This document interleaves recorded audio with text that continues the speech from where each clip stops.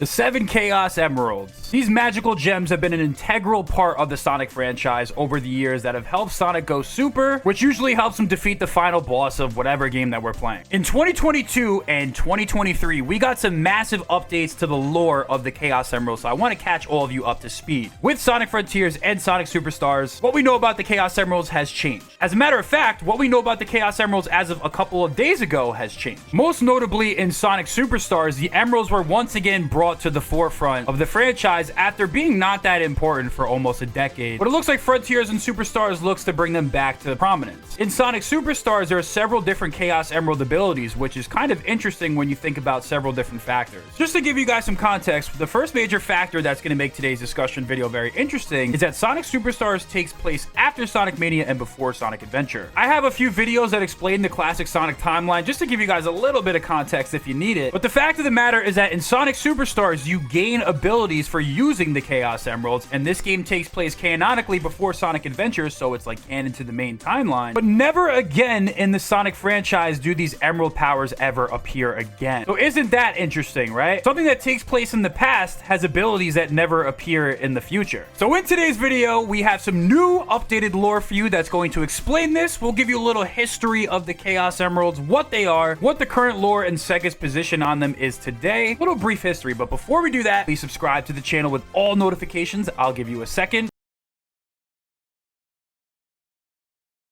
Love to know what you guys have to say about this. So there's a lot to catch up on in the Chaos Emeralds if you've been absent from the Sonic franchise in the last couple years. The last two mainline Sonic games really gave us a good update about the history of the Emeralds, their origins, and now apparently new powers that they have. So tens of thousands of years ago, a technologically superior race called the Ancients fled their home planet in the wake of destruction caused by an almighty entity known as the End, bringing with them the 7 powerful Emeralds as a power source for the Chaos engines to ferry the species as safe. As the spacecraft passed Earth, the 7 emeralds they possessed resonated with the power of the Master Emerald on the surface of the planet and overrode their navigation systems, causing the Ancients to land on the planet. This planet, also known as Sonic's planet, was the planet they decided to make their new home. They colonized the Starfall Islands, and the Ancients used the Emerald's powers to create cyberspace, a digital dimension to inscribe their knowledge and essence of their soul for safekeeping, and the Titans, mechanicized beasts which they would use to battle the End. Although the advent of the End destroyed their civilization, the Elder Ancient had devised a contingency plan, a group of ancient survivors who would take the Emeralds and unite them with the Master Emerald at what would later become Angel Island, so this also ties into Knuckles' story. Their journey would ultimately lead to the creation of the Altar of the Emerald, and the Ancients themselves would later become the Chao that accompanied it. One Chao would then become mutated by the energy of the Master Emerald, thus becoming the water being Chaos. So it's pretty interesting to see that a lot of the lore from the Echidna tribe, Sonic Frontiers, the Ancients, Chaos, the Chaos Emeralds all kind of ties together. Although I do wish it was a little bit more clear with how they explained it in the actual story, nonetheless, it's still really cool to see the big tie-in. Throughout history, civilizations have sought to harness the Chaos Emerald's power, and according to the legend, the ancient civilization on West Side Island used the Chaos Emeralds for advancement of their society and achieved great prosperity. The Emeralds would later play a role throughout the Sonic franchise in several civilizations like the Echidna Clan and the Gaia Temples, the Black Arms from Shadow the Hedgehog, etc., etc. It seems like every ancient civilization had some type of connection to these. So yeah, that brings us to the present day. So that's pretty much the newest lore about the Chaos Emeralds that we learned from Sonic Frontiers. But now we have brand new lore surrounding these mysterious gems because Ian Flynn on his podcast relayed Sega's current position on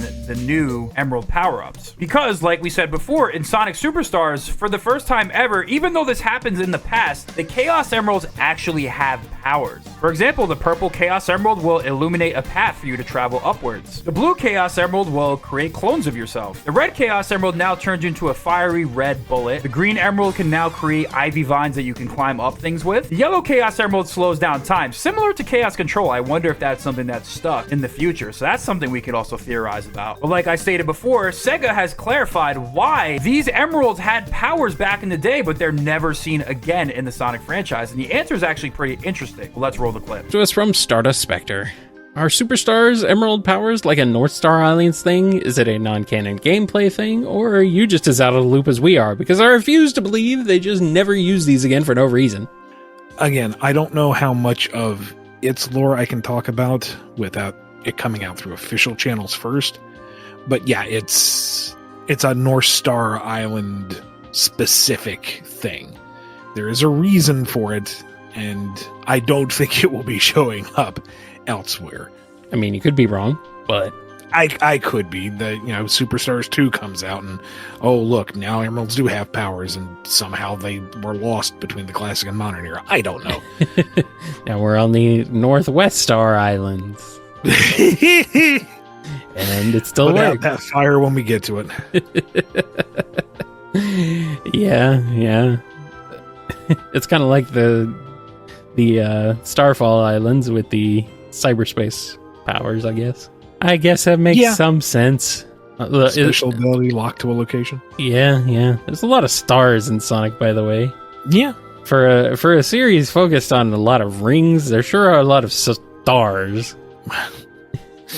We've had space stations and alien planets and bizarro starscapes. So there you have it. A very interesting explanation, and honestly one that I think I'm satisfied with, and one that makes the most sense. The reason why the Chaos Emeralds in Sonic Superstars actually have powers, despite the fact that some of these powers, well, I think the only one we could actually make a case for is Chaos Control, because that involves the manipulation of time using the emeralds. But if you look right here, Shadow's using the green emerald and not the yellow emerald. Even though Sonic actually uses fake Chaos Control with the fake yellow emerald, Chaos Control is a little bit different though, because it involves the manipulation of time to transport, time travel, and stuff like that. So it is actually a little different. But there you have it. The reason why there are powers for the Chaos Emeralds is because it is a North Star Island exclusive thing. And obviously the Sonic canon needs to reflect that, because otherwise it makes no sense. Why do these powers never appear ever again? And also there's a clear explanation for the cyber abilities in Sonic Frontiers. It seems like these will be region locked to the Starfall Islands. That's really cool. And I think it's safe to say that these abilities probably will not return in future Sonic games. At least it's good to get clarification and lore justification for how this will play out in the future. Similar to the Starfall Islands, the North Star Islands have similar region-specific ability properties. It seems like that's the most logical conclusion, or really the only explanation that would possibly work for something like this. And some people might say that that's the issue with the classic Sonic and modern Sonic timeline being the same, is that sometimes it can be limiting because you have to operate within the scope of one singular timeline, although I do prefer one singular timeline. It seems like there's a lot to these North Star Islands that never truly got fleshed out. Not that it necessarily needed to, because in the end, Sonic Superstars is a 2D classic Sonic platformer with no dialogue or language, so the story didn't really need to be much. But when you think about the final campaign of the game and this random purple dragon just like